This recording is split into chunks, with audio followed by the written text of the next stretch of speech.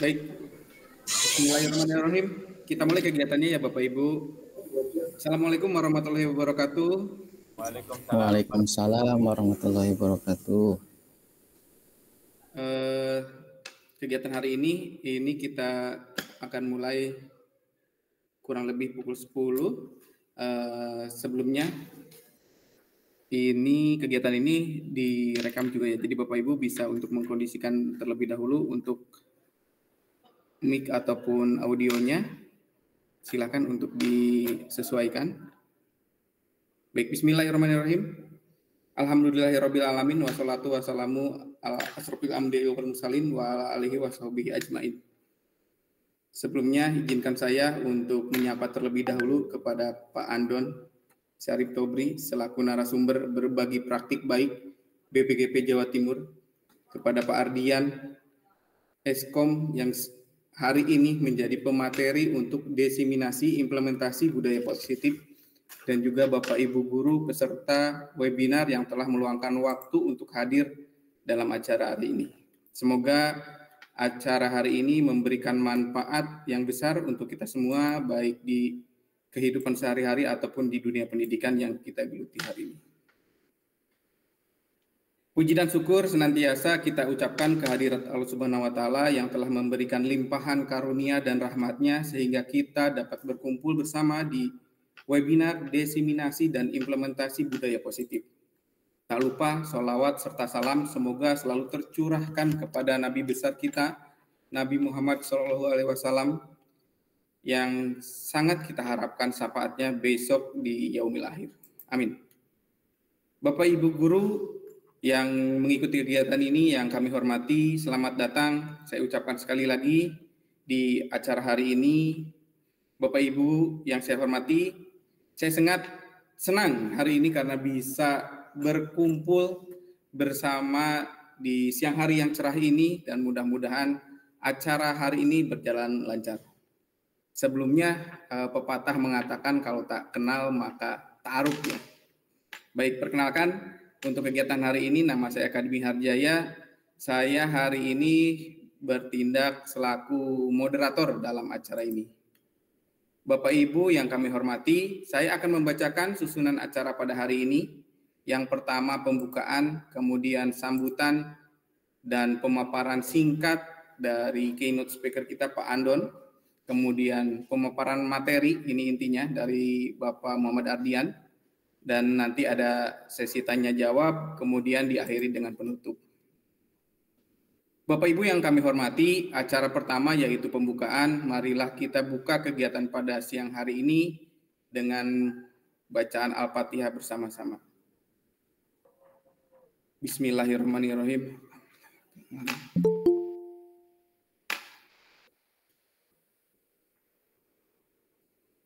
Dicukupkan. Bapak Ibu yang kami hormati, sebelum kita melanjutkan ke sesi berikutnya, izinkan saya untuk memperkenalkan keynote speaker kita ya.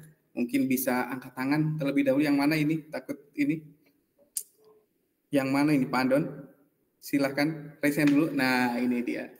Keynote speaker kita adalah seorang ahli yang memiliki pengalaman dan pengetahuan yang luas dalam bidang pendidikan, khususnya dalam kurikulum merdeka, berbagi praktik baik di lingkungan sekolah. Beliau telah banyak berkontribusi dalam berbagai program dan proyek yang bertujuan untuk menciptakan lingkungan belajar yang mendukung perkembangan siswa kita. Beliau adalah Bapak Andon Syarif Tobri yang saat ini sebagai narasumber berbagi praktik baik Balai Besar Guru Penggerak. Ini juga bertugas di sekolah penggerak. Kemarin juga sampai ke Surabaya ya Pak Andon, ada kegiatan, banyak sekali kegiatannya ya, tentang advokasi dan juga yang lainnya, juga sering ikut dalam berbagai kegiatan. Baik, untuk mengefektifkan waktu kita tidak akan berlama-lama, mari kita sambut ya. Mungkin Bapak Ibu boleh memberikan jempol, tepuk tangan ataupun yang lainnya untuk Pak Andon Syarif Tobri ini untuk menyampaikan informasi strategi yang memberikan motivasi kepada kita untuk terus berusaha dalam menerapkan budaya positif di lingkungan sekolah masing-masing. Waktu dan tempat saya silakan untuk Pak Andon. Terima kasih. Cek suara masuk. Siap, ada Pak. Ya. Assalamualaikum warahmatullahi wabarakatuh. Terima kasih kepada Pak Kadi sebagai moderator yang telah memberikan waktu, terutamanya Bapak Adrian yang menyempatkan memberikan kesempatan kepada saya untuk bisa bergabung di sini. Alhamdulillah kita bisa dalam keadaan sehat berada di Google Meet ini. Semoga apa yang kita cita-citakan bisa terkabul oleh Allah Subhanahu wa taala. Bapak Ibu sudah disampaikan dari moderator saya Andon Syarif Tobri, intansi saya dari SMP Negeri 1 Asam Bagus. Saya diberikan amanah pada tahun 2023 sebagai narasumber berbagi praktik baik di BPGP Provinsi Jawa Timur. Tetapi perlu kita ketahui bahwa kemudian satu lagi sekolah kami sekolah penggerak juga dan sudah menerapkan kurikulum merdeka. Bapak Ibu yang Bapak Ibu guru hebat di sekolah kami sudah melaksanakan disiplin positif dan memang sudah melaksanakan selama kurang lebih 2 tahun kurikulum merdeka dan tahun depan adalah tahun ketiga. Yang perlu kita garis bawahi dalam disiplin positif ini adalah kita harus terus membersamai, intinya membersamai siswa-siswa kita dalam melaksanakan pembelajaran baik itu di kelas maupun di luar, karena memang kalau misalkan kita tidak membersamai, kita tidak akan tahu apa perkembangan yang akan terjadi pada peserta didik kita. Intinya jangan harus terus berusaha. Memang pada kenyataannya teori dengan praktek itu sangat luar biasa jauh berbeda. Praktek itu lebih sulit karena memang kita disibukkan dengan banyak karakter siswa yang berbeda dari sudut pandang dari kalangan mana saja kita peserta didik kita muncul, itu kita tidak bisa memilih harus seperti apa karakteristik peserta didik kita. Untuk kegiatan disiplin positif kita, yang pertama saya sudah sendiri melaksanakan di kelas, terutama bahwa yang namanya disiplin positif ini adalah mengembalikan kepada diri mereka, diri peserta didik kita, bahwa apa yang baik, apa yang tidak baik itu mereka sudah secara sadar itu tidak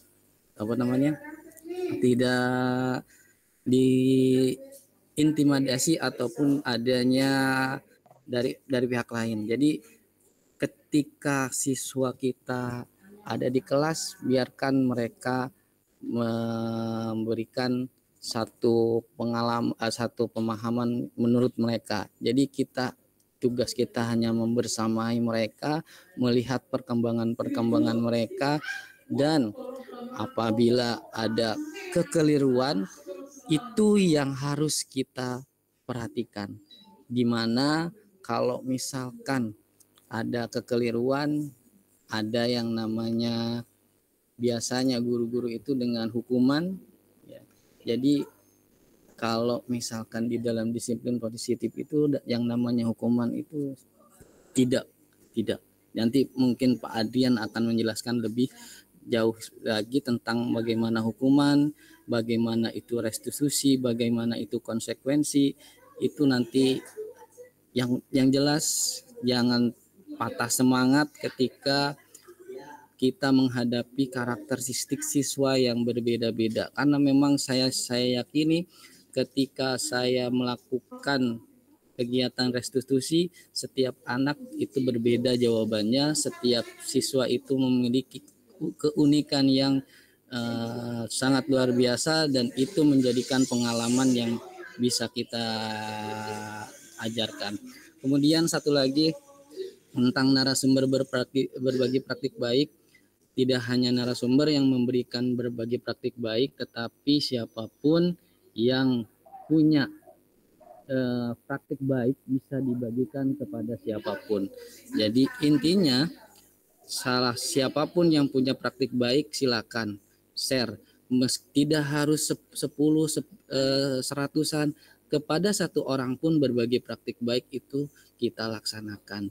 Jadi ada perubahan sedikit demi sedikit, itu yang harus kita coba dan mulai coba sekarang. Itu yang bisa saya sampaikan untuk kegiatan kali ini. Mudah-mudahan bisa menjadikan satu motivasi buat Bapak Ibu semua dalam menjalankan kegiatan selama pembelajaran. Terima kasih. Wassalamualaikum warahmatullahi wabarakatuh. Semangat terus untuk berubah, Bapak Ibu, guru hebat. Baik, sangat menarik sekali ya pemaparan dari Pak Andon. Jadi kita itu sebagai guru tidak boleh mengintimidasi seperti itu ya. Terima kasih yang sebesar-besarnya kepada Pak Andon yang telah memaparkan materi yang sangat inspiratif ya. Ini tentang implementasi budaya positif di sekolah. Materi yang disampaikan sangatlah berharga dan juga memberikan wawasan yang mendalam bagi kita semua. Bapak Ibu yang saya hormati, sebelum kita memulai sesi pemaparan materi, izinkan saya ini memperkenalkan pemateri hari ini. Pemateri kita hari ini adalah Bapak Muhammad Ardian, Eskom, seorang yang sangat berpengalaman dalam informatika. Ini rekannya Pak Andon juga ini. Dan sekarang sedang menempuh program pendidikan guru penggerak angkatan 10. Biar lebih afdol, mungkin biar Pak Ardian saja yang memperkenalkan diri ya. Saya silakan untuk Bapak Muhammad Ardian Eskom untuk menyampaikan kegiatan hari ini, memimpin kegiatan hari ini tentang implementasi budaya positif. Untuk waktu dan tempat saya silahkan. Terima kasih Bapak Kadimir Jaya. Assalamualaikum warahmatullahi wabarakatuh. Bismillahirrahmanirrahim. Alhamdulillahirabbil alamin wassalatu wassalamu ala asrofil anbiya'i wal mursalin Muhammadin wa ala alihi washabihi ajmain. Amma ba'du. Yang terhormat Bapak Andon Syarif Tobri, Sarjana Sains Terapan, keynote speaker kita pada kegiatan pagi hari ini. Beliau juga sebagai selaku narasumber berbagi praktik baik BPGP Jawa Timur. Yang terhormat Bapak Kadimir Jaya ST selaku moderator, dan juga Bapak Kadi ini sebagai fasilitator dan aktor awan penggerak BPGP Jawa Timur. Dan yang terhormat Bapak Ibu guru hebat peserta webinar yang saya hormati. Pertama-tama marilah kita panjatkan puji syukur kehadirat Allah Subhanahu wa taala sehingga kita diberikan kesehatan dan kesempatan bisa berkumpul dalam rangka diseminasi dan implementasi budaya positif. Tak lupa salawat serta salam semoga selalu tercurahkan kepada Nabi besar kita, Nabi Muhammad SAW, beserta keluarga dan sahabatnya. Bapak Ibu guru yang saya hormati, izinkan saya berterima kasih kepada Bapak Andon Syarif Tobri dan Bapak Kadimir Jaya karena beliau berdua bersedia meluangkan waktu membantu dan mensupport kegiatan pada hari ini di tengah kesibukan beliau di bidangnya masing-masing. Yang kedua, ucapan terima kasih kepada Bapak Ibu guru hebat yang telah meluangkan waktunya juga. Mungkin pada hari ini sebagian besar ada yang sedang menjaga ujian atau sedang dalam aktivitas yang lain. Saya merasa sangat terhormat dan bersyukur telah diberikan kesempatan untuk berbicara di hadapan Bapak Ibu guru sekalian mengenai topik yang sangat penting, yaitu implementasi budaya positif. Harapan saya, budaya positif bukan hanya sekedar konsep, tetapi sebuah langkah nyata yang bisa membawa perubahan signifikan dalam berbagai aspek kehidupan kita, baik itu di lingkungan pendidikan tempat kerja kita maupun dalam kehidupan sehari-hari. Bapak Ibu guru hebat yang saya hormati, Marilah kita mulai sesi ini dengan hati yang terbuka dan semangat untuk belajar. Semoga yang akan kita bahas pada hari ini bermanfaat dan dapat memberikan kontribusi positif bagi kita semua. Izinkan saya untuk share screen.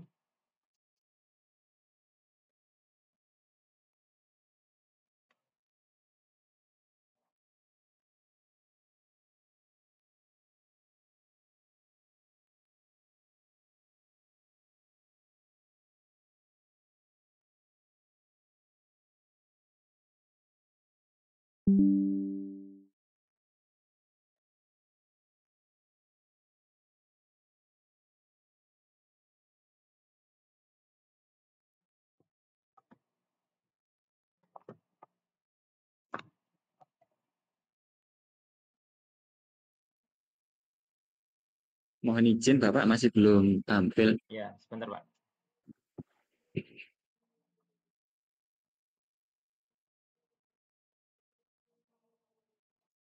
Sudah? Sudah Pak, sudah. Ya, sudah muncul. Baik, terima kasih.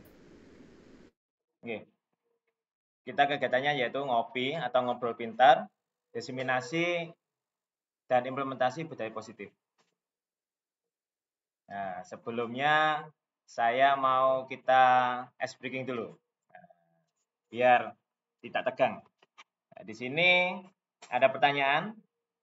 Dalam akuarium ada 10 ikan, 2 mati, tinggal berapa? Saya Pak. Oke. Saya. Siapa? Ya Pak Rizky. Oke. Mohon izin menjawab Pak. Tetap 10 Pak. Tetap 10. Oh, kurang tepat Pak. Monggo Bu Rifa. Oke. Nggak jadi Pak, jawaban saya sama seperti Pak Rizky, tetap 10. Oh. No. Silakan Pak Junaidi atau Pak Andon. Monggo Pak. Tinggal dibuang. Tinggal dibuang. Oke, terima kasih atas jawabannya ya. Ini yang betul adalah tinggal sisanya Pak. Ini tinggal sisanya. Oke, lanjut. Ini saya lanjutkan materinya. Oke, untuk kegiatan pada hari ini kita akan membahas pertama yaitu konsep inti budaya positif. Saya mau tanya ke Bapak Ibu ya. Apa sih yang Bapak Ibu ketahui tentang budaya positif? Monggo, barangkali mau bisa raise hand. Apa yang sudah Anda ketahui tentang budaya positif atau yang sudah pernah Bapak Ibu lakukan di sekolahan? Pak Ali, monggo Pak Ali. Terima kasih, Marian. Menurut positif itu sesuatu yang baik-baik, Pak. Pak Ali, budaya positif itu adalah budaya yang baik-baik, gitu, baik. Pak Ali ya. Itu positif. Assalamualaikum, Mbak. Assalamualaikum. Oke, setiap pagi menyambut siswa, Pak ya. Assalamualaikum. Ya. Baca Asmaul Husna. Oh, oke. Setiap pagi. Siap. Itu adalah contoh dari Bapak Junaidi, yaitu menyambut siswa dengan salam ya, senyum salam sapa mungkin Pak ya, di depan, di gerbang sekolah. Pembiasaan juga pembacaan Asmaul Husna. Menurut Pak Ali tadi juga disebutkan pokoknya yang baik-baik Pak. Oke. Ada juga kalau di sekolah saya itu mengajarkan anti bullying seperti itu. Itu juga bisa. Pokoknya yang mengajarkan nilai-nilai kejujuran seperti tanggung jawab di sekolah juga bisa. Budaya positif itu sangat penting Bapak Ibu ya.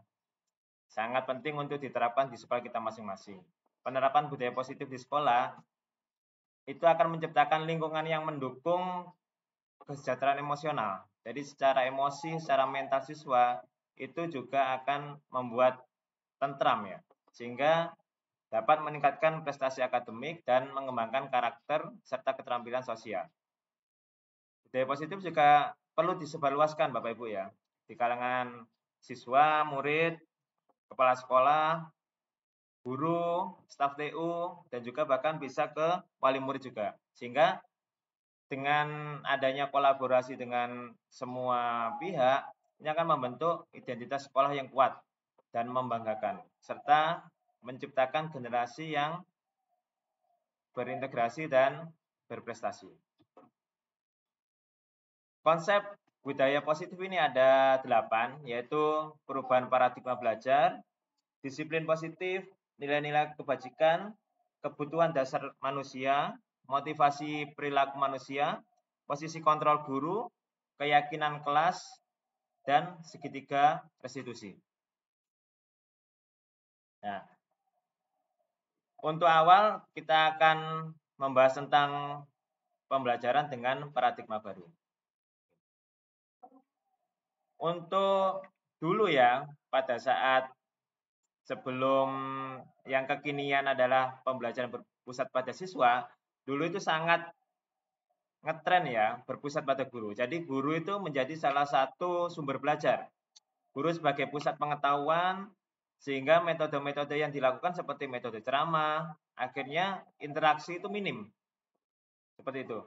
Jadi pembelajaran berpusat pada guru itu sangat bertolak belakang dengan pembelajaran berpusat pada siswa. Kalau berpusat kepada siswa, itu guru hanya sebagai fasilitator. Metodenya akhirnya lebih interaktif dan kolaboratif. Interaksi kepada murid, antara guru dan murid juga lebih aktif. Terus, penilaian juga lebih beragam. Terus berbasis proyek juga. Terus juga fokus kepada keterampilan dan banyak aplikasi praktis juga. Dalam pembelajaran berparadigma baru, ini merupakan pembelajaran yang dirancang berdasarkan prinsip pembelajaran berdiferensiasi, sehingga para peserta didik belajar sesuai kebutuhan berdasarkan tahap perkembangan sesuai teori psikologi modern untuk mewujudkan profil pelajar Pancasila. Mungkin Bapak Ibu guru hebat sudah banyak yang mengetahui apa itu profil pelajar Pancasila, yaitu memiliki beberapa dimensi. Di antaranya yaitu beriman, bertakwa kepada Tuhan Yang Maha Esa dan berakhlak mulia, mandiri, bergotong royong, berkebinekaan global, bernalar kritis, kreatif, seperti itu. Jadi untuk yang pertama yaitu beriman, bertakwa kepada Tuhan Yang Maha Esa dan berakhlak mulia. Itu pelajar Pancasila itu harus memiliki keyakinan yang kuat terhadap ketaatan kepada Allah Subhanahu wa taala. Sesuai dengan agama dan kepercayaan masing-masing. Mereka juga diharapkan memiliki akhlak yang mulia seperti jujur, adil, dan memiliki integritas yang tinggi. Untuk dimensi mandiri, yaitu pelajar Pancasila diharapkan mampu mandiri dalam mengelola diri, baik dalam hal belajar maupun dalam kehidupan sehari-hari. Dimensi berikutnya yaitu bergotong royong. Jadi pelajar Pancasila ini diharapkan mampu bekerja sama secara harmonis dengan sesama, saling membantu, dan peduli terhadap kepentingan bersama. Dimensi selanjutnya yaitu kebinekaan global, yaitu pelajar Pancasila harus mampu menghargai dan menghormati keberagaman budaya, agama, dan suku bangsa di Indonesia secara luas, dan juga di level internasional, di level dunia juga harus mampu menghargai dan menghormati keberagaman tersebut. Mereka diharapkan memiliki wawasan luas tentang berbagai budaya, bukan hanya di Indonesia, begitu juga di seluruh dunia. Sehingga mereka akan menjadi agen perdamaian dan toleransi di tengah-tengah masyarakat. Dimensi berikutnya yaitu bernalar kritis, yaitu pelajar Pancasila diharapkan mampu berpikir kritis terhadap berbagai informasi yang diperoleh, mampu menganalisis dengan baik, serta memiliki kemampuan untuk mempertanyakan dan mengevaluasi gagasan. Jadi ketika ada suatu gagasan, suatu ide, murid-murid kita itu diharapkan dapat mempertanyakan dan mengevaluasi gagasan yang mereka dengar tentang kebijakan dan tindakan yang ada. Seperti itu. Dimensi terakhir yaitu kreatif, yaitu mampu menghasilkan ide-ide baru, solusi inovatif, dan kontribusi positif dalam berbagai aspek kehidupan.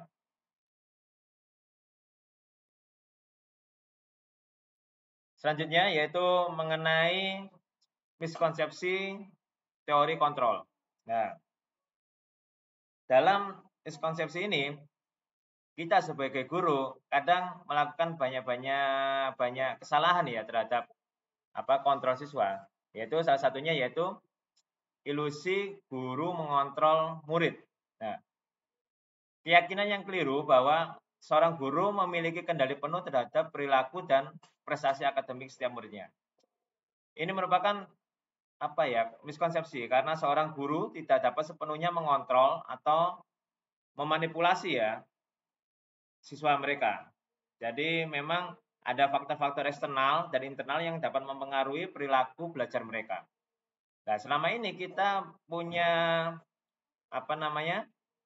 pemikiran bahwa guru itu dapat mengontrol murid. Itu pada dasarnya sesuatu yang keliru. Jadi guru itu tidak memiliki kendali penuh terhadap perilaku dan prestasi akademik siswa karena mereka memiliki faktor-faktor internal dan eksternal yang mempengaruhi mereka. Terus yang kedua yaitu ilusi bahwa semua penguatan positif, efektif, dan bermanfaat. Bahwa semua penguatan positif dan efektif dan bermanfaat adalah pandangan yang tidak selalu akurat. Meskipun penguatan positif dapat menjadi alat yang kuat dalam mengubah perilaku siswa, namun tidak semua penguatan positif akan efektif atau bermanfaat dalam semua situasi.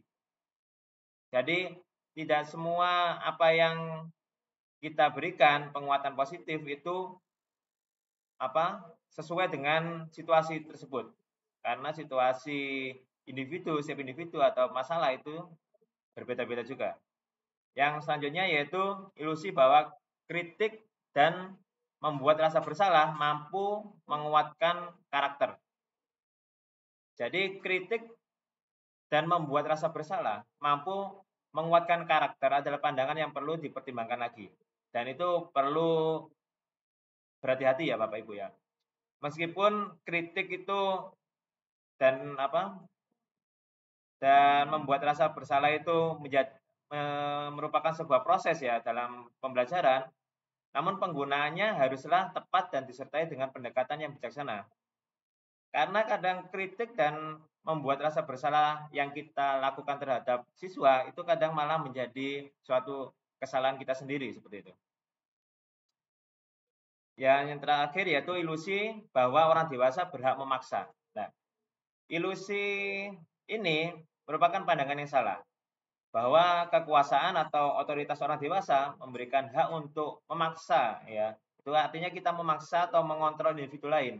Karena kita dewasa, kita seakan-akan punya hak untuk mengontrol individu yang lebih di bawah kita, terutama anak-anak dan remaja. Ini seringkali muncul dalam situasi di mana seseorang menggunakan kekuatan.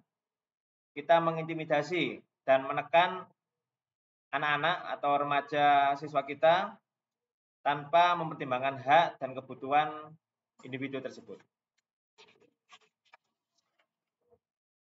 Nah, untuk mengubah paradigma tersebut, kita perlu pendekatan yaitu teori kontrol ya. Jadi seperti awalnya kita sebelah kiri, ini kita ubah menjadi yang tabel yang sebelah kanan. Misalkan realitas atau kebutuhan kita sama. Nah, kadang kita berpikir kan kita semua sama. Kita yang dewasa maupun yang anak-anak, remaja, siswa kita berpikiran kebutuhan kita sama. Namun dalam teori kontrol, kebutuhan kita itu sebenarnya berbeda. Seperti itu. Semua orang melihat hal yang sama. Bahkan ini kebalikannya, di dalam teori kontrol, setiap orang memiliki gambaran yang berbeda. Jadi kita tidak bisa memaksakan perspektif anak-anak ke kita, perspektif kita juga nggak bisa dipaksakan ke anak-anak. Nah, stimulus respon yang ketiga yaitu kita mencoba mengubah orang agar berpandangan sama dengan kita. Nah, ini dalam teori kontrol kita berusaha memahami pandangan orang lain. Jadi kita tidak bisa memaksakan pandangan kita kepada siswa kita. Namun kita diharapkan mampu memberikan memahami pandangan orang lain terhadap perspektif yang berbeda juga. Jadi nggak bisa memaksakan, tapi kita juga harus memahami perspektif dari mereka. Perilaku buruk dilihat sebagai suatu kesalahan. Nah, itu kalau dulu memang ketika ada siswa yang salah, ada yang siswa yang melakukan pelanggaran, itu merupakan suatu kesalahan, suatu keburukan. Nah, tapi dalam teori kontrol itu semuanya harus kita pikirkan. Jadi semua perilaku yang mereka lakukan, semua perilaku yang mereka tunjukkan kepada kita, baik benar atau buruk, itu pasti mereka punya tujuannya. Apa sih yang mereka inginkan seperti itu. Selanjutnya yaitu orang lain bisa mengontrol saya. Nah, ini pada dasarnya hanya Anda yang bisa mengontrol diri Anda. Jadi kita kan kadang kayak mengintimidasi.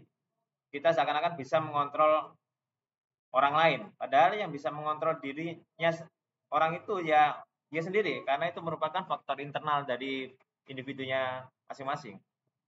Ya, saya bisa mengontrol orang lain. Nah, ini juga sama. Jadi yang bisa mengontrol atas dirinya ya dia sendiri, bukan orang lain. Selanjutnya pemaksaan ada pada saat bujukan gagal. Nah, ketika kita melakukan negosiasi ya, kita melakukan bersama siswa kita kadang memaksakan apa yang kehendak kita. Nah, dalam teori kontrol kita itu hendaknya berkolaborasi dan konsensus terhadap menciptakan pilihan-pilihan baru. Konsensus itu merupakan arti dari kesepakatan. Jadi mending kita dalam budaya positif, kita senantiasa mengedepankan suatu kesepakatan atau kolaborasi, sehingga dalam perjalanannya kita akan menciptakan karakter-karakter positif untuk anak-anak kita. Model berpikir menang atau kalah. Nah, dulu kita masih berpikiran kamu salah, kamu benar, kamu menang, kamu kalah, seperti itu. Jadi untuk model berpikir seperti itu sudah berganti dengan model berpikir menang-menang. Apa itu menang-menang? Menang-menang ini kalau bisa saya simpulkan yaitu seperti halnya win-win solution, Bapak Ibu ya. Win-win solution itu apa yang bisa kita dengan kita berkomunikasi, dengan kita membuat kesepakatan, apa yang bisa kita peroleh dari berpikir seperti itu. Jadi solusi yang terbaik itu win-win solution seperti itu. Baik, selanjutnya yaitu disiplin positif. Disiplin positif itu sebenarnya pada dasarnya yaitu dari kata disiplina, yaitu artinya belajar. Jadi disiplin itu pada dasarnya awal katanya yaitu berarti belajar. Disiplin itu mengacu pada disiplin diri yang memiliki tanggung jawab terhadap apa yang dilakukannya berdasarkan nilai-nilai yang diyakini. Dengan disiplin diri, Bapak Ibu ya, anak-anak itu diharapkan akan menciptakan disiplin positif. Merupakan salah satu cara penerapan disiplin yang bertujuan untuk menumbuhkan kesadaran serta memberdayakan peserta didik tanpa imbalan, tanpa penghargaan atau reward, tanpa ancaman atau hukuman atau punishment, seperti itu. Misalkan ya, membuang sampah pada tempatnya. Mereka melakukan itu karena disiplin diri ya, atau karena sanksi, atau karena teguran, atau karena dimarahi guru. Nah, harusnya ada motivasi diri yang positif atau kesadaran diri, bukan karena takut hukuman seperti yang saya sampaikan tadi. Jadi membuang sampah pada tempatnya, tapi dia karena takut hukuman, takut ditegur guru. Bahkan saya membuang sampah karena nanti saya dapat reward. Nah, seperti itu. Itu merupakan suatu konsep yang salah, Bapak Ibu ya. Jadi ketika kita membuat suatu hal-hal positif seperti membuang sampah pada tempatnya, itu bukan dari luar. Nah, nanti akan saya sampaikan, yaitu bukan dari luar, eksternal, namun faktor internal atau dalam diri sendiri. Jadi mereka melakukan budaya-budaya positif atau kebiasaan-kebiasaan positif itu dari dirinya sendiri. Nah, seperti itu. Jadi dia mempunyai motivasi diri yang positif sehingga dia memiliki dari dirinya sendiri itu untuk melakukan hal-hal yang positif, bukan karena orang lain, bukan karena hukuman, bahkan karena teguran atau bukan karena reward. Misalkan saya membuang sampah pada tempatnya, kelas saya bersih, nanti saya dapat hadiah lah. Itu kalau pas dapat hadiah, kalau nanti pas nggak dapat hadiah, nah mereka akan seenaknya sendiri, akhirnya mereka tidak membuang sampah pada tempatnya lagi. Tapi kalau kebiasaan positif itu didapat dari dirinya, dari faktor internal, dari dalam diri, maka dia akan tanpa reward pun, tanpa hukuman pun, dia memang sudah harus membuang sampah pada tempatnya, seperti itu. Nah, sebagai pendidik, tujuan kita adalah menciptakan peserta didik yang memiliki disiplin diri, sehingga mereka berperilaku mengacu kepada nilai-nilai kebajikan universal, dan memiliki motivasi intrinsik dalam perilaku ke arah yang lebih baik. Seperti itu.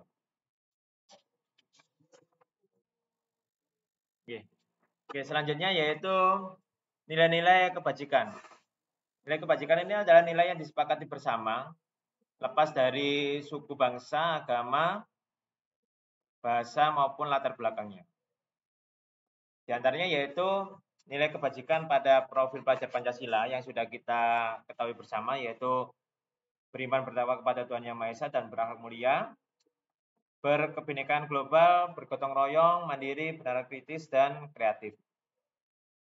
Ada juga yaitu IBO, Primary Years Program atau PYP, yaitu di situ ada nilai-nilai kebajikan, diantaranya yaitu toleransi, rasa hormat, integritas, mandiri, menghargai, antusias, empati, keingintahuan, kreativitas, kerjasama, percaya diri, dan komitmen.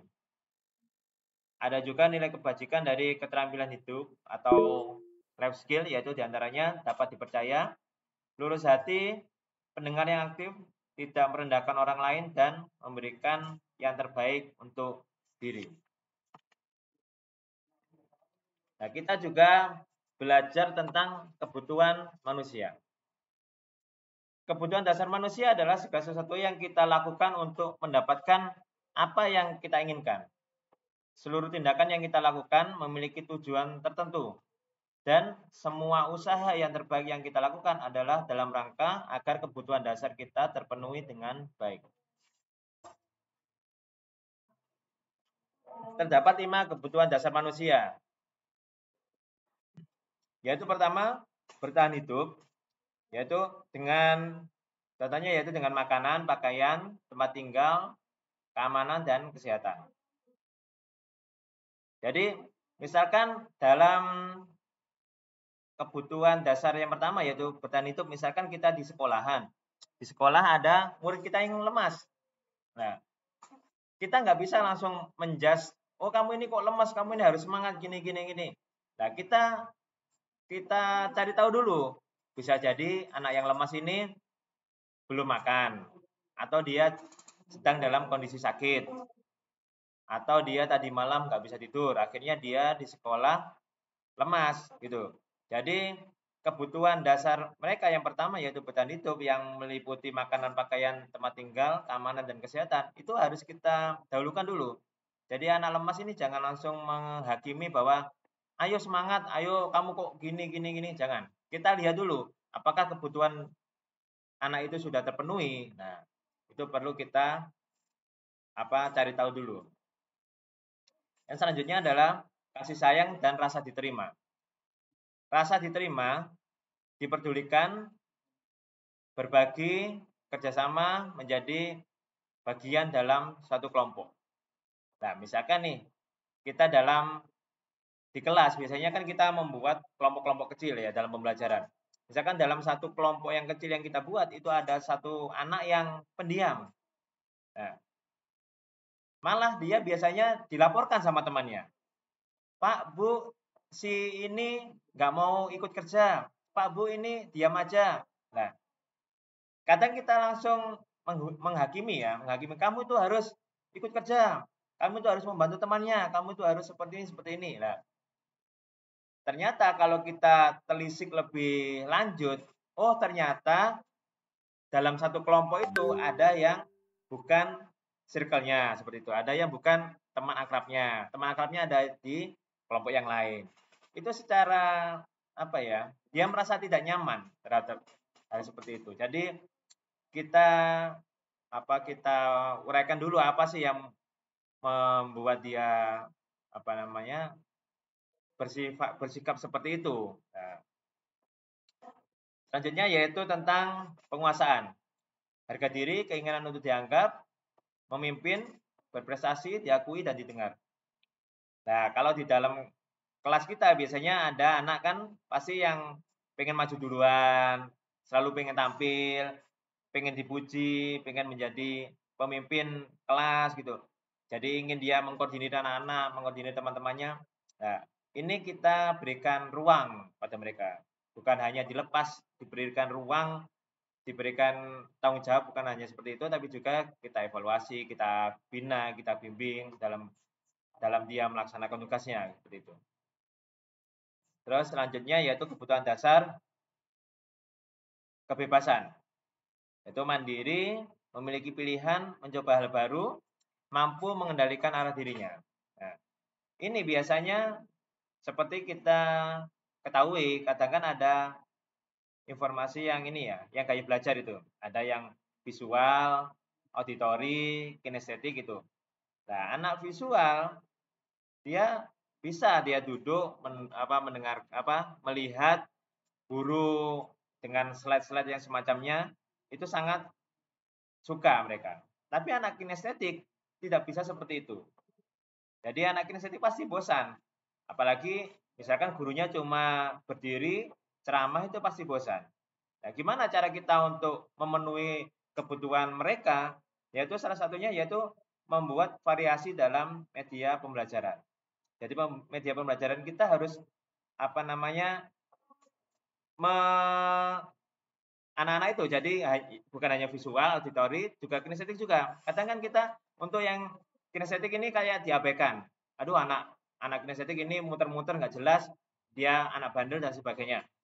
Nah, anak kinestetik ini jarang untuk diwadahi. Jadi di dalam media pembelajaran kita itu kadang kita abai, kita melupakan. Jadi untuk kebutuhan-kebutuhan gaya belajar kinestetik itu kadang kita jarang untuk memenuhi itu. Jadi alangkah baiknya dalam media pembelajaran kita juga menginputkan, memasukkan unsur-unsur untuk media gaya belajar yang kinestetik tersebut.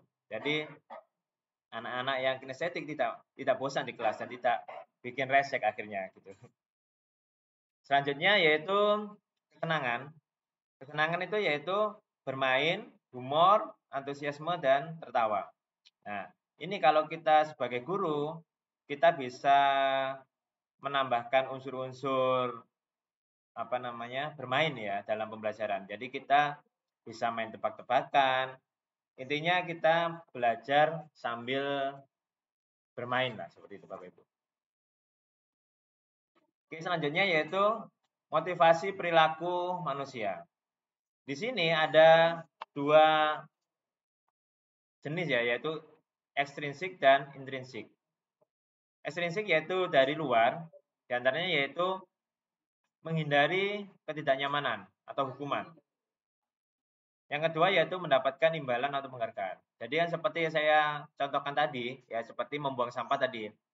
Mereka membuang sampah karena dia takut dapat teguran, takut dapat hukuman, takut dimarahi Bapak Ibu guru, takut dapat denda dari bendahara kelas, seperti itu. Ada juga yang dia membuang sampah untuk mendapatkan penghargaan. Nah, untuk mendapatkan predikat misalkan kelas terbersih, seperti itu. Jadi dia bukan lillahi ta'ala ya istilahnya, bukan dari dirinya sendiri, seperti itu. Yang kedua yaitu motivasi intrinsik, yaitu menjadi orang yang mereka inginkan ya. Jadi sesuai dengan dirinya sendiri, dia nilai-nilai itu dia dapatkan dari dalam dirinya sendiri, bukan dari unsur luar. Jadi dia memang misalkan sebagai contoh yang tadi ya, membuang sampah, dia memang motivasi dirinya ya membuang sampah karena dia sudah terbiasa dengan kebiasaan-kebiasaan positif seperti itu. Jadi dia tidak ada dalam dirinya, oh saya takut hukuman atau oh saya ingin dapat reward. Jadi meskipun nanti tidak ada guru, tidak ada yang menghukum, tidak ada yang memberikan reward atau memberikan hadiah, dia tetap seperti itu. Dia akan tetap membuang sampah pada tempatnya, seperti itu. Nah, selanjutnya motivasi perilaku manusia yaitu adanya hukuman. Hukuman itu apa? Hukuman itu biasanya tidak terencana ya, atau tiba-tiba.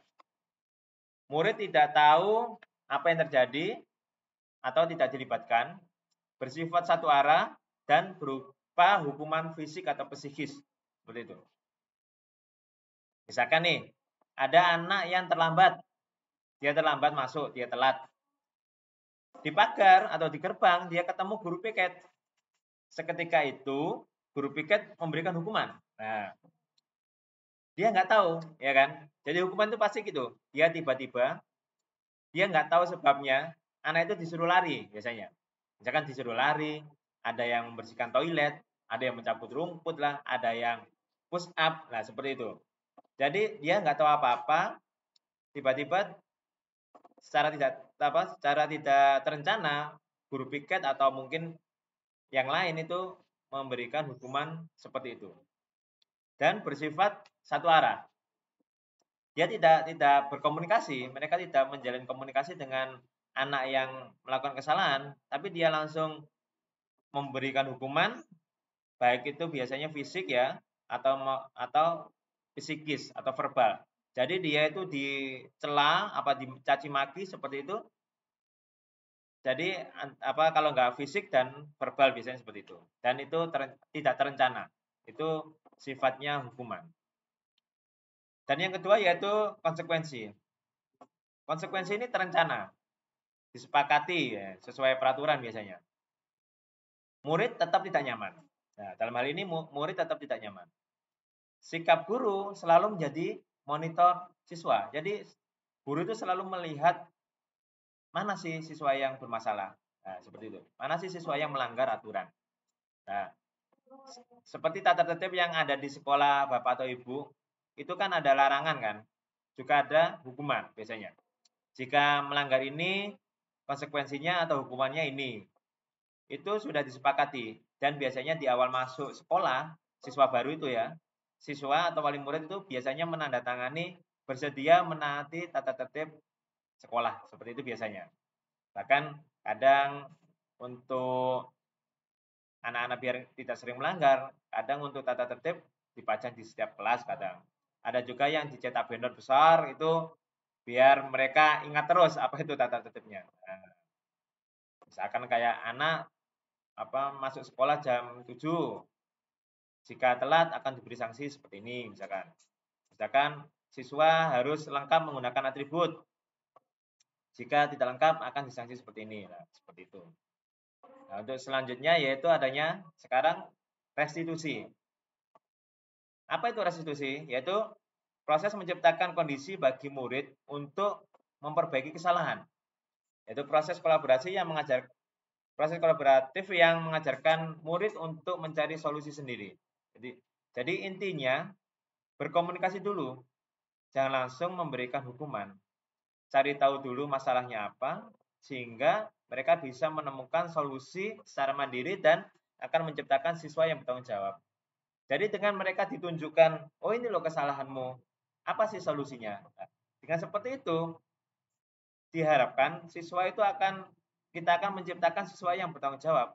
Jadi suatu saat ketika mereka di lingkungan, ketika dia melakukan kesalahan, dia pasti pertama mengakui kesalahan tersebut, dia akan mengetahui solusinya apa, dan dia akan tercipta siswa atau pribadi yang bertanggung jawab gitu. Nah, selanjutnya kita akan belajar tentang 5 posisi kontrol guru. Yang pertama yaitu penghukum. Yang kedua pemantau. Yang ketiga manajer. selanjutnya pembuat merasa bersalah, dan yang terakhir yaitu sebagai teman. Nah, Bapak Ibu, mana nih yang sudah pernah dilakukan?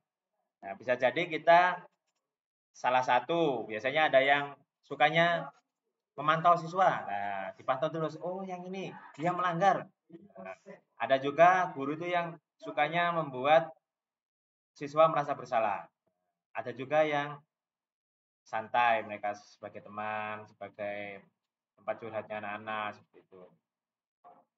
Nah, sekarang saya mau mencontohkan 5 posisi kontrol guru dengan satu kasus. Nah, ini kasusnya yaitu siswa tidak memakai atribut lengkap saat upacara bendera. Jika seorang penghukum, dia akan memberikan hukuman seperti ini. Hormat pada bendera selama 1 jam. Seperti itu. Itu biasanya contoh kontrol guru yang sebagai penghukum. Kalau tipe guru yang pemantau, ini pasti gini. Kamu sudah melanggar peraturan sekolah. Kamu tahu konsekuensinya. Setelah upacara, kamu harus beli atributnya di koperasi dan jangan diulang lagi. Itu contoh kontrol guru sebagai pemantau. Selanjutnya yaitu pembuat merasa bersalah. Jadi berapa kali Bapak atau Ibu harus memberitahu kamu selalu mengecewakan. Nah, itu akhirnya kan siswa itu menciptakan rasa merasa bersalah pada siswa. Selanjutnya yaitu sebagai manajer. Nah, mereka pasti gini, guru-gurunya, apakah kamu tahu kesalahanmu? Nah, seperti itu. Kira-kira bagaimana kamu memperbaiki kesalahanmu tersebut? Itu contoh kontrol guru sebagai manajer. Nah, untuk selanjutnya, yaitu sebagai teman. Nah, ini seperti ini. Ayo dong, ikuti aturan sekolah. Nah, tolong bantu Bapak Ibu ya. Sekali ini aja. Nah, tolong jangan berbuat seperti ini lagi, jangan melanggar. Nah, itu contoh kontrol guru sebagai teman.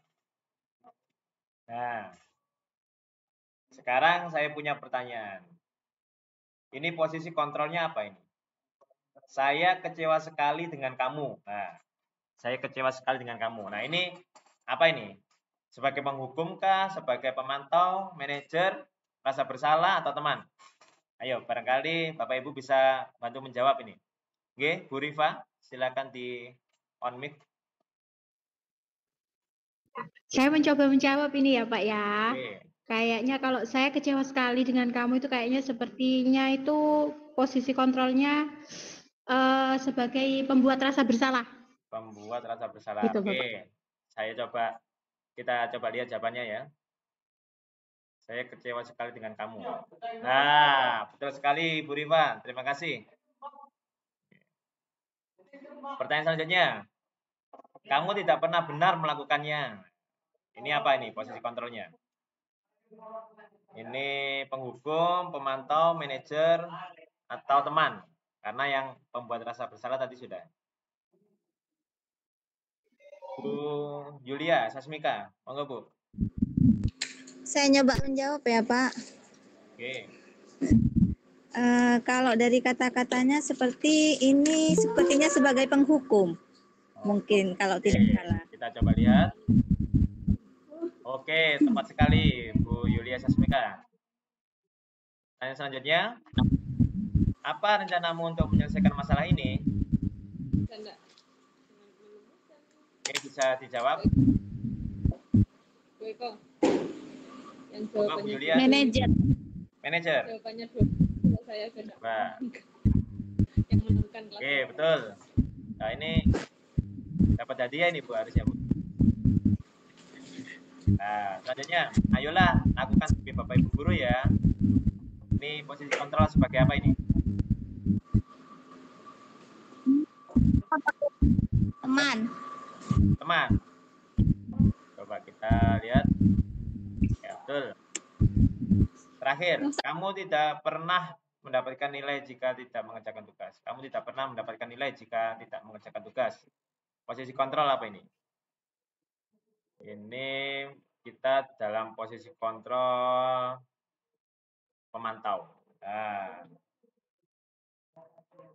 Sekarang keyakinan kelas. Kita akan melanjutkan pada materi keyakinan kelas. Kenapa keyakinan kelas? Mengapa bukan peraturan kelas? Perilaku yang terjadi di dalam kelas merupakan dampak besar terhadap atmosfer dan budaya yang berkembang di dalamnya. Jadi, kelas perlu dibentuk dan ditanamkan nilai-nilai kebajikan universal dan berbudaya positif. Seperti itu. Sehingga nantinya akan tercipta kondisi kelas yang kondusif untuk pembelajaran. Keyakinan kelas memiliki peran yang lebih kuat dalam memotivasi perilaku positif. Keyakinan itu lebih dari sekedar peraturan. Ya, keyakinan itu lebih dari sekedar aturan. Keyakinan adalah prinsipnya memandu tindakan kita secara intrinsik. Jadi secara dalam diri kita sendiri, bukan dari unsur ekstrinsik yang seperti yang sudah dijelaskan pada slide sebelumnya. Jadi murid cenderung lebih termotivasi untuk berperilaku sesuai dengan keyakinan. Nah, ini terhubung dengan intrinsik tadi ya, dari motivasi diri sendiri untuk meyakini nilai-nilai tersebut. Dalam pembuatan keyakinan kelas, penting melibatkan semua anggota kelas dalam pembuatan keyakinan kelas. Itu tidak bisa diabaikan Bapak Ibu ya. Jadi menciptakan rasa memiliki bersama terhadap nilai-nilai tersebut. Jadi kalau kita membuat suatu keyakinan kelas, diharapkan kita membuatnya secara bersama-sama sehingga anak-anak seluruhnya itu memiliki rasa gimana caranya menciptakan kelas yang kondusif dan nyaman untuk pembelajaran, seperti itu. Ini juga mendorong partisipasi aktif dari semua anggota kelas dalam menciptakan lingkungan yang positif. Nah, ketika semua siswa sudah memahami itu, ikut membuat, sehingga mereka akan memiliki rasa memiliki. Sehingga mereka akan tercipta kelas yang kondusif dan suasana lingkungan yang positif. Seperti itu.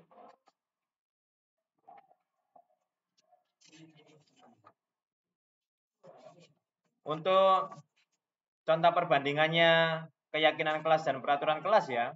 Kenapa keyakinan kelas bukan peraturan kelas?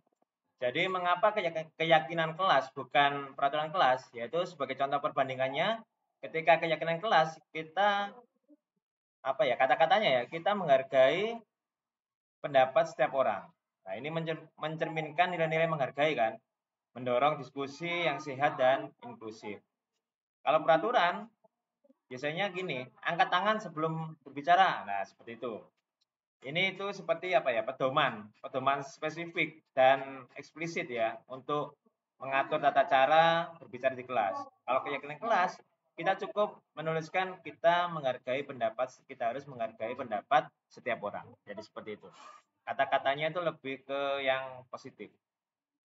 Jadi keyakinan kelas itu dan peraturan kelas itu pada dasarnya sama-sama penting ya, dan memiliki tempatnya masing-masing. Kalau keyakinan kelas itu membantu membangun budaya dan nilai bersama yang mendukung pembelajaran jangka panjang dan pengembangan karakter. Jadi karena itu kesepakatan keyakinan yang berdasarkan faktor intrinsik, jadi mereka tidak merasa ada ancaman atau harus melakukan ini untuk mendapatkan reward dan sebagainya. Sedangkan untuk peraturan kelas menyediakan struktur dan pedoman yang diperlukan untuk menjaga ketertiban dan fokus selama kegiatan belajar mengajar. Seperti itu. Jadi kombinasi dari keduanya ini dapat menciptakan lingkungan yang seimbang, di mana siswa merasa dihargai dan didukung, sekaligus memahami batasan dan ekspektasi yang jelas. Baik. Selanjutnya seperti ini, untuk pembentukan keyakinan kelas itu biasanya berupa abstrak, ya, berupa pernyataan universal atau umum, dibuat dalam pernyataan positif. Jangan negatif, misalkan jangan membuang sampah sembarangan. Kata-kata dilarang membuang sampah, seperti itu. Itu mending kata-katanya diisi dengan jangan ada kata-kata dilarang atau jangan. Seperti itu. sedikit saja untuk membuat keyakinan kelas. Nggak usah yang banyak dengan list yang sampai beberapa nomor, nggak usah. Sedikit aja yang mudah diingat, yang penting anak-anak bisa menjalankan.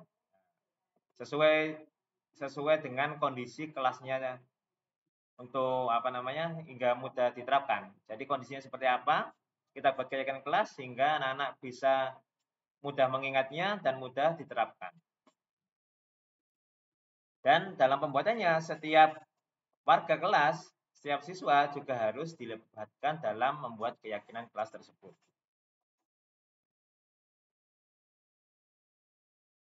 Nah, ada ice breaking lagi nih. Clue-nya yaitu menghitung hari. Jika 2 ditambah 3 sama dengan 5, 5 ditambah 8 sama dengan 7, 2 tambah 9 ada berapa?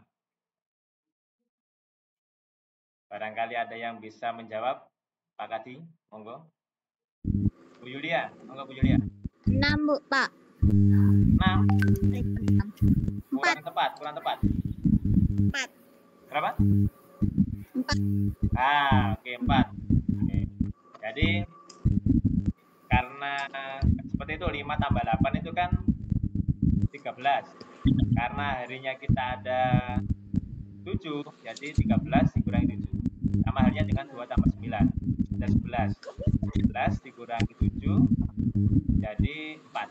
Jawabannya 4. Itu di kolom komentar, Bu Ika juga jawab 4 juga. Terima kasih. Jadi ini bisa dijadikan di kelas. Ya Allah, jatuh di bawahnya mapnya tak turunkan. Jadi yang gini loh kan, mapnya tadi di sini. Jadi di gini. Selanjutnya kita akan membahas segitiga restitusi. Apa sih segitiga restitusi? Yaitu suatu proses dialog yang dijalankan oleh guru agar dapat menghasilkan murid-murid yang mandiri dan bertanggung jawab. Ada 3 langkah, yaitu yang pertama menstabilkan identitas, validasi tindakan yang salah, dan menanyakan keyakinan. Untuk langkah pertama yaitu menstabilkan identitas, yaitu berdasarkan prinsip membuat kesalahan adalah bagian dari proses pembelajaran. Jadi berbuat salah itu wajar. Nah, tidak ada manusia yang sempurna. Bapak Ibu juga pernah melakukan kesalahan tersebut. Kita kasih kata-kata seperti itu. Misalkan Bapak Ibu tidak mau mencari siapa yang salah, tapi Bapak Ibu ingin mencari solusi dari permasalahan kamu. Gitu. Kamu berhak merasa begitu. Nah, itu merupakan salah satu langkah menstabilkan identitas. Langkah selanjutnya yaitu validasi tindakan yang salah. Berdasarkan prinsip setiap perilaku berupaya memenuhi suatu kebutuhan tertentu. Yaitu dengan kata-kata, kamu pasti punya alasan mengapa melakukan hal itu. Padahal kamu bisa melakukan yang lebih buruk dari itu. Kamu patut bangga karena telah melindungi sesuatu yang penting buatmu. Kamu melakukannya karena mempertahankan sesuatu yang penting bagimu. Seperti itu. Yang selanjutnya adalah menanyakan keyakinan. Menanyakan keyakinan itu adalah berdasarkan prinsip teori kontrol bahwa pada dasarnya kita termotivasi secara intrinsik. Nah, kita tanyakan, apa keyakinan kelas kita? Nilai-nilai apa yang telah disepakati sebelumnya? Jadi seperti apa gambaran sebuah kelas yang ideal menurut kamu? Kamu ingin menjadi orang yang seperti apa? Dalam segitiga restitusi, itu memang kita ajak dialog dulu. Kita tanya-tanyakan dulu. Kita melewati rangkaian alur seperti tadi itu, 3. Jadi tidak kita semena-mena langsung menghukum anak. Jadi harapan kita sebagai pendidik, kita akan menghasilkan anak yang bertanggung jawab. Jadi nantinya ketika mereka terjun di masyarakat, ketika mereka melakukan kesalahan, mereka akan bisa tahu caranya bagaimana solusinya, tahu bagaimana cara bertanggung jawab, seperti itu. Nah, ini contoh penerapan segitiga restitusi yang saya lakukan di sekolah saya. Bisa mohon izin untuk menayangkan video. Selamat pagi, Afton. Selamat pagi, Pak. Ya. Ini kamu saya panggil di ruangan Bapak. Ini Pak Guru mau tanya-tanya sesuatu ke kamu. Ya. Menurut ingatan kamu sudah terlambat berapa kali? Sudah 5 kali, Pak. Ya. Untuk terlambat ini kan suatu kesalahan kan, Afton? Iya, Pak. Baik. Untuk berbuat kesalahan itu suatu yang manusiawi, Afton. Jadi kita juga pernah berbuat kesalahan, tapi kita juga harus memperbaiki kesalahan tersebut. Gimana? Setuju? Setuju, Pak. Nah, mari Afton kita cari solusi bersama-sama tentang apa keterlambatan kamu ke sekolah ini. Afton ini sering datang terlambat ini kan pasti karena ada suatu alasan. Kenapa sih kok bisa datang terlambat? Karena saya sering begadang sambil main HP, Pak. Jadi kurang tidur. Kamu tahu keyakinan kelas kita yang sudah kita sepakati? Tahu, Pak. Kalau datang terlambat ke sekolah sesuai keyakinan kita enggak? Tidak, Pak. Menurut kamu keyakinan kelas apa yang sudah kamu langgar? Disiplin, Pak. Disiplin. Menurut kamu disiplin itu penting nggak? Penting, Pak. Supaya saya bisa datang tepat waktu dan bisa menghargai waktu, Pak. Baik, dengan disiplin kita bisa tepat waktu dan juga bisa menghargai waktu. Nah, sebenarnya untuk menghargai waktu ini sangat bermanfaat, Afton, untuk kedepannya kamu sebagai manusia di lingkungan, baik itu di kuliah maupun di tempat kerja. Jadi nantinya ketika kamu disiplin, semua akan berjalan dengan baik. Kamu bisa tidak menumpuk pekerjaan salah satunya ya, dan itu juga dapat melatih rasa kepedulian kamu. Nah, iya, Pak. Saya misal sudah sering terlambat. Saya mohon maaf sudah sering terlambat, Pak. Ya, Ton, sudah bagus itu sikapmu karena kamu sudah melakukan kesalahan dan sudah meminta maaf. Nah, menurut kamu apa lagi yang harus kamu lakukan supaya kamu tidak datang terlambat lagi ke sekolah? Saya akan tidur lebih cepat dan tidak begadang lagi agar tidak datang terlambat ke sekolah. Oke, Ton, kamu sudah menemukan solusinya dan Bapak akan bekerjasama dengan orang tua kamu juga supaya kamu tidak datang terlambat lagi ke sekolah. Oke, Ton, silakan kembali ke kelas. Terima kasih, Pak.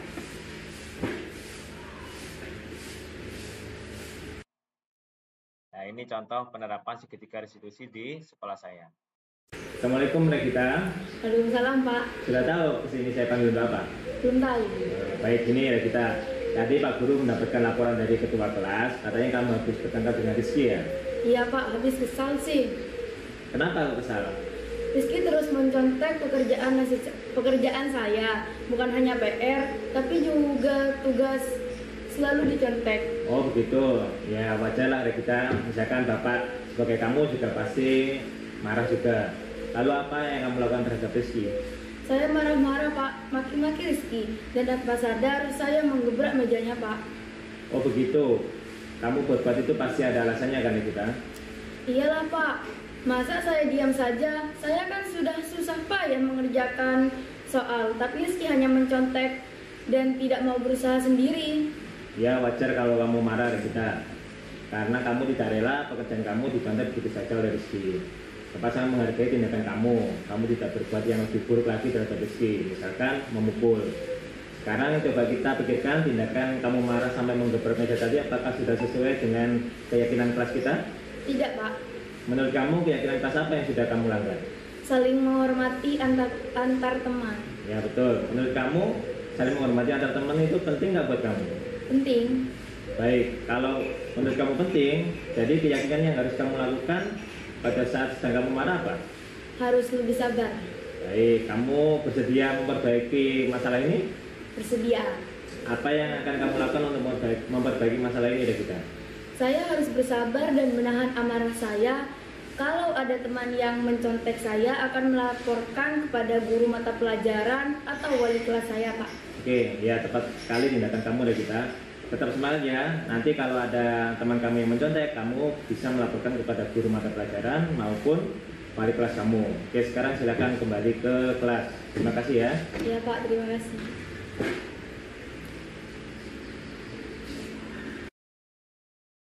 Terus selanjutnya ini contoh penerapan pembuatan keyakinan kelas Bapak Ibu ya. Ya, untuk pada awalnya ini yang sebelah sini ini saya menjelaskan tentang keyakinan kelas itu apa, apa yang harus dilakukan, urutannya itu seperti apa dalam pembuatannya, terus kata-kata yang harus dibuat itu seperti apa, itu saya berikan motivasi. Setelah itu ketua kelas memimpin diskusi. Saya juga ada di situ Bapak Ibu ya. Saya tidak meninggalkan, saya ada di situ memantau diskusi mereka. Nah, diskusi mereka juga awalnya diskusi bersama temannya untuk mencari keyakinan kelas apa yang perlu disusun gitu. Ada juga sampai mereka kayak voting itu ya, kayak saling gimana caranya gimana membentuk keyakinan kelas yang sesuai dengan dirinya. Jadi para anak-anak itu saling mengutarakan ide-idenya.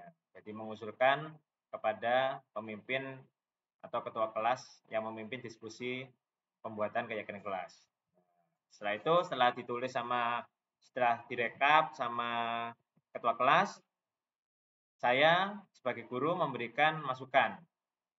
Nah, masukan hasil diskusinya mereka. Nah, saya tambah-tambahi, barangkali ada kalimat yang negatif, itu saya ubah ke kalimat positif. Gitu. Nah, setelah itu, mereka membuatnya, mengetik lagi di Canva, jadi nanti akan ditempel. Tapi mohon izin itu memang bukan di kelas, itu di lab komputer. Itu lebih tepatnya yaitu keyakinan lab. Jadi memang itu saya gunakan ketika di lab komputer. Jadi keyakinan apa yang perlu dilakukan ketika di lab komputer, seperti menjaga kebersihan, saling menghormati sama temannya, disiplin waktu dan sebagainya, seperti itu.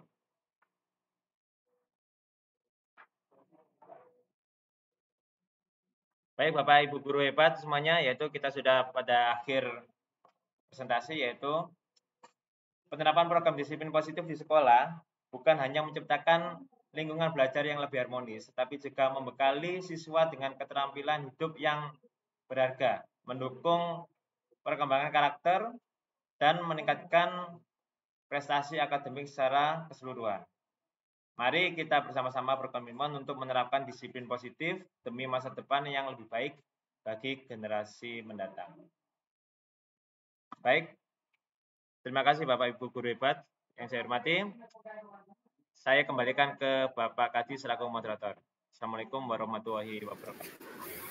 Waalaikumsalam warahmatullahi wabarakatuh. Baik, terima kasih yang sebesar-besarnya kepada Bapak Muhammad Ardian atas pemaparan materi yang sangat informatif dan menginspirasi kita semua. Materi yang disampaikan ini sangatlah berharga ya, dan juga memberikan wawasan yang mendalam untuk kita semua. Bapak Ibu guru yang saya hormati, kita boleh tanya-tanya nih Pak Ardian ya, jadi kita sharing-sharing ya.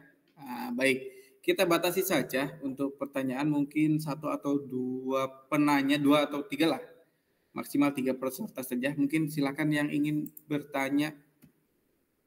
Bisa angkat tangan.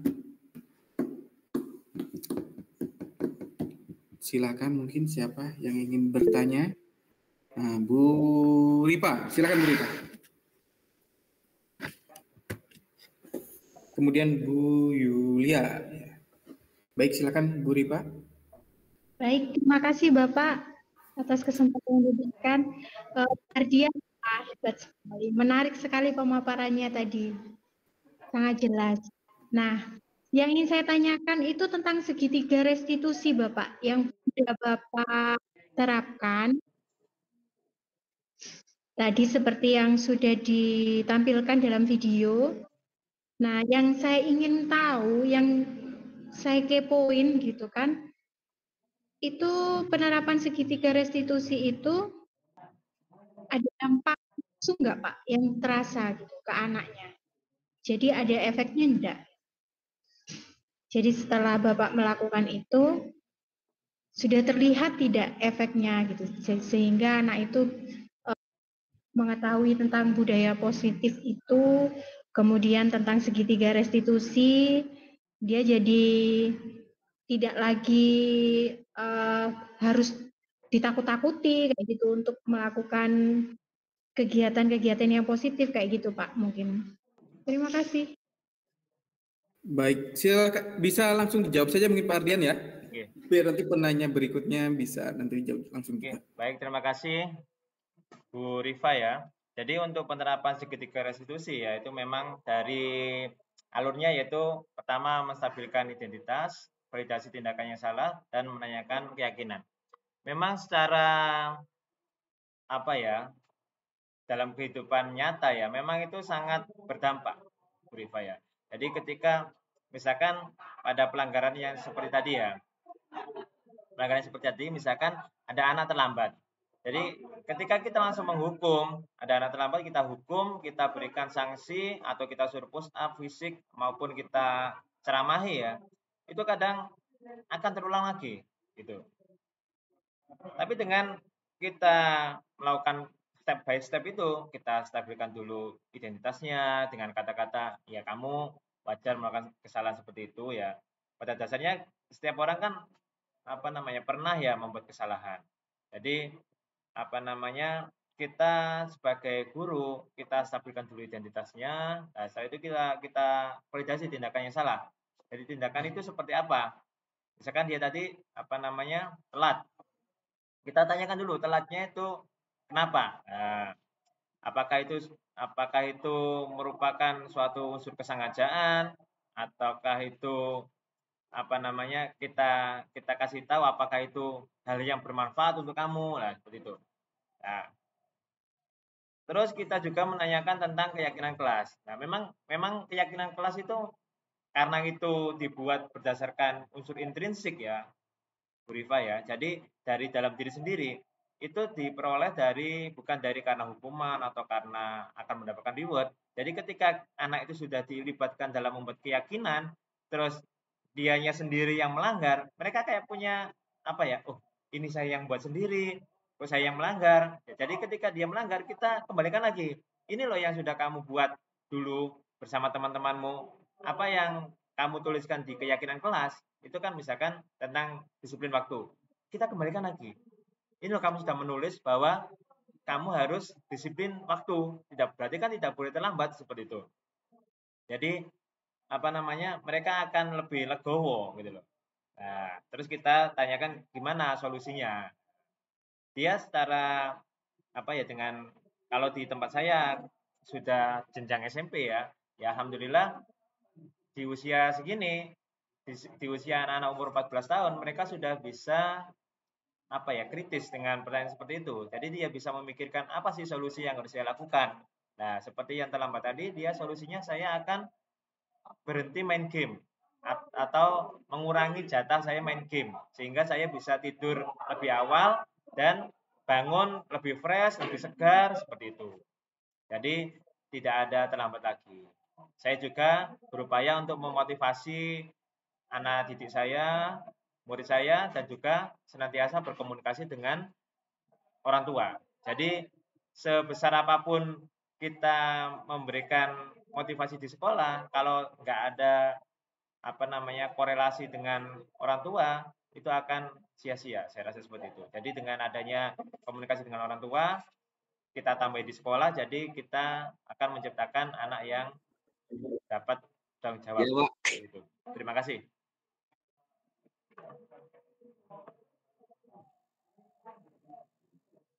Baik. Tadi pemaparan yang luar biasa ya dari Pak Ardian. Pendidikan itu tidak hanya di sekolah tapi di rumah juga. Tadi penanya berikutnya siapa ya? Bu Yulia ya tadi? Bu Yulia. Bu Yulia, bisa open mic, silakan. Bapak, sebenarnya yang ingin saya tanyakan itu tentang segitiga yang dilakukan oleh Bapak Ardian. Di sana kalau tidak salah untuk kasus yang kedua bahwa ada siswa yang katanya tugasnya sering dicontek oleh temannya. Apa benar seperti itu? Untuk kejadian seperti itu, otomatis yang dilakukan restitusi bukan hanya pada satu anak saja, tapi pada anak yang juga melakukan contek itu apa. Jadi apakah semua kesalahan atau perbuatan anak-anak yang melanggar itu dilakukan restitusi? Apakah kita sebagai guru itu mampu untuk melakukan restitusi kepada ada semua anak yang melakukan kesalahan. Seperti itu Bapak. Penerapannya seperti apa gitu? Mohon masukannya, mohon pencerahannya dari Bapak pemateri. Terima kasih. Assalamualaikum warahmatullahi wabarakatuh. Waalaikumsalam warahmatullahi wabarakatuh. Penerapannya Pak Ardian, kalau misalkan banyak sekali siswa-siswa yang melakukan kegiatan harus dengan restitusi semua, silakan mungkin. Apakah semua diterapkan seketika itu gitu Pak? Oke, betul Pak. Ya, terima kasih Bu Yulia. Jadi untuk ini ya, saya rasa yang lebih menurut saya ini ya, menurut saya itu kalau yang lebih utama itu ketika kita membuat suatu keyakinan kelas. Jadi keyakinan kelas itu memang berdasarkan tadi yang sudah saya sampaikan, jadi unsur intrinsik ya. Jadi ketika anak sekarang itu membuat suatu keyakinan ya, peraturan ya, yang dibuat sendiri atau disebut keyakinan kelas dengan didasari oleh dirinya sendiri intrinsik, itu saya rasa dia malu kalau dia saya malu kalau sampai melanggar. Ini kan saya buat sendiri gitu. Dan kalaupun itu terjadi suatu pelanggaran keyakinan kelas yang sudah dilakukan, kita cukup memanggil anaknya, kita gunakan step by step segitiga restitusi, insya Allah mereka akan kembali ke jalurnya, seperti itu Bu Yulia. Jadi kita akan mudah mengembalikan mereka ke jalurnya dengan kita kembalikan ke keyakinan kelas yang sudah dibuat daripada untuk anak yang misalkan kita kasih peraturan sekolah seperti ini, pelanggarannya seperti ini. Nah, mereka nggak pernah diajak diskusi, mereka nggak pernah tahu kenapa kok ada peraturan seperti ini, kok tiba-tiba ada kalau melanggar harus seperti ini konsekuensinya, seperti ini hukumannya, mereka tidak tahu. Tapi kalau dengan keyakinan kelas, mereka sudah membuat sendiri hasil dari pemikirannya sendiri, terus mereka akan lebih legowo saya rasa. Nah, ketika mereka menyimpang dari keyakinan itu, kita sebagai guru, kita tempatkan lagi mereka ke realnya, kita tempatkan lagi ke jalurnya. Jadi kita tinggal menyampaikan, oh seperti ini loh, kamu harusnya seperti ini, kamu sudah melanggar keyakinan kelasmu. Nah, seperti apa solusinya? Nah, kita tawarkan lagi ke anaknya. Mereka pasti tahu, kita tetap kita bantu, kita juga mendengarkan apa yang mereka inginkan, seperti itu. Seperti itu Pak Kati, Bu Yulia. Baik, terima kasih. Mudah-mudahan terpuaskan jawabannya. Oke Bapak, kalau boleh nambah satu pertanyaan lagi Bapak, karena saya masih belum paham Bapak. Jadi begini, kita di SMP itu kan sistemnya ada wali kelas dan guru mapel. Nah, untuk efektifnya itu keyakinan kelas itu dibuat oleh wali kelas, kesepakatan antara wali kelas dengan siswa atau antar guru. Kalau misalkan antar guru dengan siswa, guru mapel, otomatis akan banyak keyakinan kelas yang dibuat. Sehingga yang lebih efektif yang seperti apa Bapak? Demikian. Karena saya belum menerapkan secara langsung ke anak-anak dalam satu kelas gitu. Jadi hanya per mapel saja. Kalau misalkan per guru mapel, apa tidak banyak keyakinan kelas yang dibuat? Seperti itu Bapak. Jadi penerapannya yang lebih efektif seperti apa? Terima kasih. Ya, nambah Pak Ardian, efektif mana antara mapel atau kelas? Karena ini di SMP ya. Kalau di SD kan biasanya hanya wali kelas. Kalau di SMP kalau di sekolah dasar SD itu biasanya kan guru kelas. Kalau di SMP guru mapel ya. Jadi memang pada dasarnya untuk pembuatan keyakinan kelas itu kan yang syaratnya ya tadi ya. Dalam pembuatan keyakinan kelas itu kan bersifat abstrak ya. Terus yang kedua yaitu pernyataannya yang dituliskan itu bersifat positif. Itu sudah jelas ya. Terus dalam segi jumlah sedikit saja. Yang penting itu dari dirinya sendiri, dari anaknya, dikomunikasikan dengan anaknya, mereka paham apa yang ditulis dan mereka paham apa konsekuensinya, dan juga bersifat universal, Bu Yulia Kesmika ya. Bersifat universal itu artinya umum. Jadi bukan hanya di mapel-mapel itu, misalkan di mapel matematika dia harus disiplin. Kalau di mapel seni dia nggak usah disiplin, nggak apa-apa deh gitu. Nggak. Jadi lebih ke universal, bisa dipakai di semua mata pelajaran seperti itu. Nah, kalau yang saya contohkan yang seperti saya tadi, kenapa saya menggunakan di lab? Nah, karena di lab ini unsur-unsurnya yang di dalam berbeda. Kita menggunakan perangkat-perangkat komputer, perangkat-perangkat yang lain yang berbeda di kelas. Nah, mungkin di kelas nggak ada matikan komputer secara prosedural. Nah, nggak ada seperti itu. Nah, kalau di lab pasti ada seperti itu. Mematikan, menyalakan komputer secara prosedural. Nah, saya rasa kalau di tempat-tempat seperti itu, misalkan di perpustakaan atau di lab komputer, lab IPA, bisa itu kalau untuk ditambahkan suatu keyakinan kelas. Seperti itu, Bu Yulia Sasmita. Bapak, berarti yang membuat keyakinan kelas itu antara wali kelas dengan siswanya, nanti dipakai untuk seluruh guru. Kan tidak mungkin untuk setiap guru langsung bertemu membuat keyakinan kelas. Jadi memang kan pertemuan antara guru dengan keyakinan kelas itu kan dibuat antara guru, kesepakatan guru dengan siswa. Tapi kan untuk setiap kelas tidak mungkin seluruh guru kumpul dalam satu kelas untuk membuat keyakinan itu. Otomatis harus diwakili oleh satu guru. Mungkin kalau di SMP bisa diwakili oleh wali kelasnya dan dipakai oleh untuk semua guru mapel. Seperti itu, Bapak. Bisa seperti itu, Bu Yulia. Lebih efektifnya mungkin seperti itu. Ya. Oke, Bapak. Terima kasih. Itu Pak, di kolom chat Pak ada Ibu Ika Sari, Pak. Terima kasih.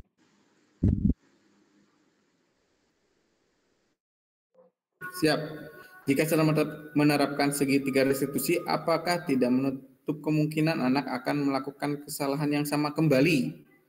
Nah, jika ya, apakah kita akan menerapkan segitiga restitusi atau akan mengambil langkah lainnya? Gimana Pak Dian? Oke. Ini terakhir Pak Kadi ya. Ini terakhir. Oke. Seperti ini Bu Ika ya, Bu Ika Sari ya. Kalau di sekolah saya untuk penerapan segitiga restitusi itu biasanya bisa gurunya langsung, guru mapelnya ya kalau di SMP, atau bisa wali kelasnya. Tapi memang namanya komunikasi Bu ya. Kadang ke guru mapel dia tidak bisa seterbuka dengan dengan wali kelasnya seperti itu. Begitu juga wali kelas. Kadang ke wali kelas ada takutnya juga gitu. Nah, kadang mereka malah lebih senang kalau ke guru BK seperti itu. Saya rasa kepada siapapun ketika dia melakukan kesalahan, ketika kita menggunakan segitiga restitusi, saya rasa akan menghasilkan itu yang sama, produk yang sama. Jadi nggak apa-apa ketika ada anak melakukan kesalahan ya, sudah dibina sama guru mapel menggunakan segitiga restitusi. Ternyata dia melanggar lagi. Nah, bisa kita berkolaborasi dengan wali kelas. Gimana Pak, Bu wali kelas, kita coba menyelesaikan masalah ini. Nah, kita tambahi lagi. Misalkan masih belum, bisa kita kolaborasi dengan misalkan guru BK-nya, guru konselingnya, bisa kalau di sekolah SMP. Atau kita kolaborasi dengan kesiswaan. Nah, tergantung juga dengan jenis kesalahannya. Kalau itu diperlukan suatu komunikasi atau kolaborasi dengan pihak rumah atau pihak wali murid, itu akan bisa wali muridnya bisa diundang ke sekolahan. Kalau itu kesalahannya secara umum jadi banyak pelanggaran, biasanya di SMP seperti itu. Misalkan sedang merebak kasus seperti ini. Kalau itu yang melanggar banyak, akhirnya kita mengundang wali murid untuk mensosialisasikan, untuk meminta bantuan wali murid untuk membantu siswa ketika di rumah, membantu untuk menjaga, gitu. Bukan hanya yang di sekolah sudah kita pasti tanggung jawab Bapak Ibu guru ya. Di rumah kita minta tolong ke wali murid untuk sama-sama ikut menjaga putra-putrinya. Nah, kalau untuk penyelesaiannya ketika melanggar, tetap kita menggunakan step-step dari segitiga restitusi. Nah, tapi untuk penerapannya ke anak, biasanya kalau di tempat saya bekerja, biasanya awalnya skopnya kecil, cuma antara guru dengan guru mapel dengan siswanya. Nanti misalkan agak berkembang ya bisa jadi guru mapel, siswa sama wali kelas. Misalkan masih belum itu, biasanya ditambah BK. Kalau masih belum lagi, biasanya ditambah ke kesiswaan seperti itu. Seperti itu Pak Kadi, Bu Ika Sari. Baik, terima kasih untuk pemaparannya yang luar biasa. Ini kita batasi hanya 3 ya Bapak Ibu. Nanti kalau misalkan ada kesempatan mungkin bisa bertanya kembali ke Pak Ardian ya, seperti itu. Gitu ya Pak Ardian ya? Oke. Baiklah, itu adalah sesi tanya jawab yang sudah kita lalui. Ya, saya yakin bahwa pertanyaan dan diskusi yang telah muncul ini akan memberikan banyak sekali pencerahan untuk kita semua. Namun karena keterbatasan waktu juga kami harus menutup kegiatan sesi tanya jawab ini. Baik, Bapak Ibu yang belum sempat bertanya, jangan ragu untuk menghubungi pemateri ya setelah acara ini, karena dengan senang hati nanti Pak Ardian akan berdiskusi. Untuk itunya Pak Kadi apa? Terakhir Pak Kadi bisa dicek di kolom komentar. Kalau ada murid-murid ini bahas. Oh iya. Baik. Dan juga Bapak Ibu yang mengikuti kegiatan hari ini yang belum mengisi daftar hadir, namanya keyakinan kelas hadir ada di sana. Pernah Pak. Keyakinan kelas pernah dikasih. Pernah untuk dibahas. Pak Rizky. Mohon maaf mic-nya. Baik, saya ucapkan terima kasih sekali lagi atas partisipasi Bapak Ibu. Terima kasih juga untuk Pak Muhammad Ardian atas pemaparan yang luar biasa mengenai implementasi budaya positif di sekolah. Ini sebelum kita mengakhiri sesi ini, izinkan saya untuk melakukan ringkasan singkat tentang kegiatan hari ini. Jadi pertama kita memahami bahwa budaya positif ini menciptakan lingkungan belajar yang kondusif bagi perkembangan siswa. Budaya positif tidak hanya mencakup sikap dan perilaku siswa, tetapi juga melibatkan seluruh komunitas sekolah. Kemudian Bapak Ardian juga tadi memberikan penjelasan beberapa strategi implementasi yang efektif, mulai dari pengembangan nilai-nilai sekolah yang positif hingga penerapan kebijakan dan program yang mendukung budaya positif. Selain itu, kita juga menyoroti beberapa tantangan yang mungkin dihadapi dalam implementasi budaya positif.